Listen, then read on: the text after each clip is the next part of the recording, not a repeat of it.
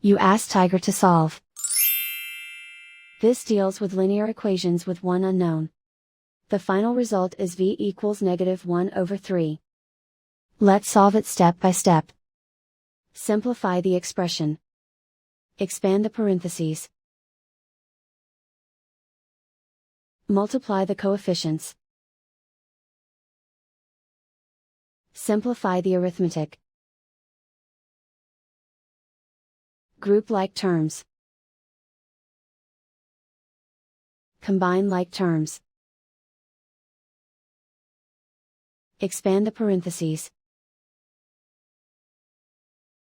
Simplify the arithmetic. Group all v terms on the left side of the equation. Subtract 3v from both sides. Group like terms. Simplify the arithmetic. Group like terms.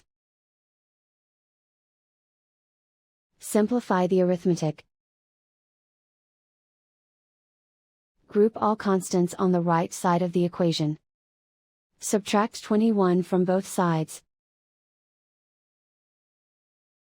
Simplify the arithmetic.